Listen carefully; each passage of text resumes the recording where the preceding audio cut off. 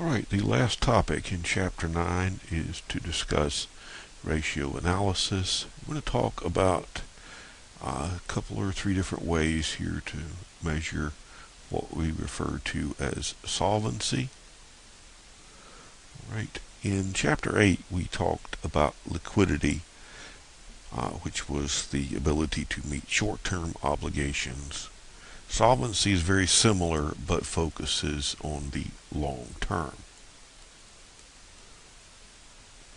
Alright, now we'll talk first about three very much related ratios that measure solvency. The first, very basic, is what we refer to as debt to equity,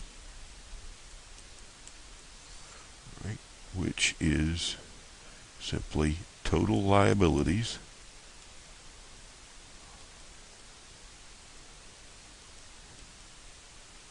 divided by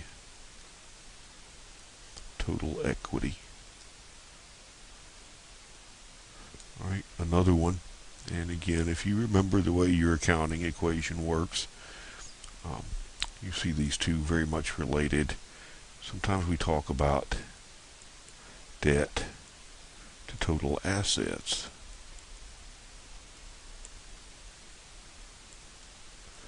Right, which, again, total liabilities on top,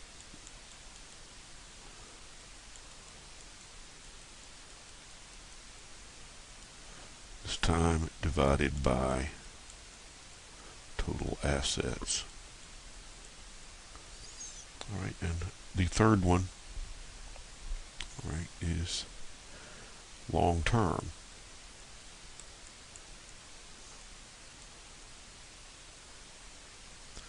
Let's do a better job of writing that. We're talking here about long term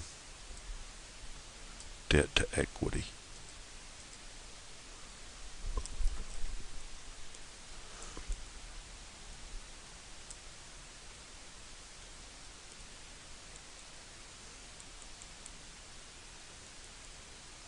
And I'm going to blame this poor handwriting on the technology, okay?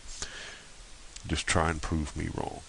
All right, formula for long-term debt to equity is indeed total long-term liabilities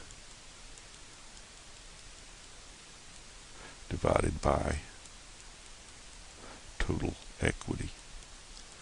Now, these three ratios are the very basic simplicity itself to memorize, because remembering from Chapter 1 that debt is just another word for liabilities, vice versa, then if you can take the word to and substitute the notion of divided by, then you have these ratios memorized already, because just look, all right, you have debt to equity, which is debt divided by equity, right? Debt to total assets, total liabilities by total assets. Long-term debt to equity, total long-term liabilities divided by total equity. So if you can remember, all right, that 2 equals divided by, then those will be very easy questions on test day. All right, a concept that is related to solvency that we're also going to learn to measure here at the end of Chapter 9 is something that you see referred to often as coverage. All right. All right, it refers specifically to interest. All right, we're talking about the ability to generate enough revenue to cover what? Interest payments.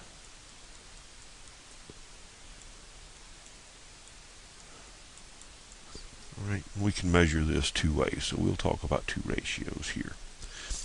All right, something you see referred to as the TIE ratio, which means simply times interest earned.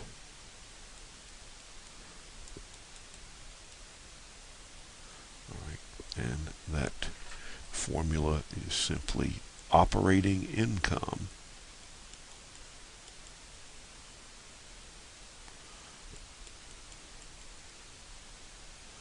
divided by interest expense. All right, and that is basically what we refer to as the accrual basis. All right, it can also be done on the cash basis. Right.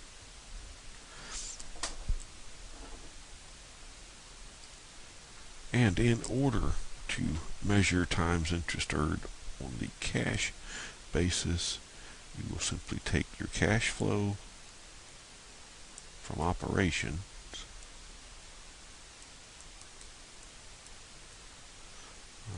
add back the amount spent for interest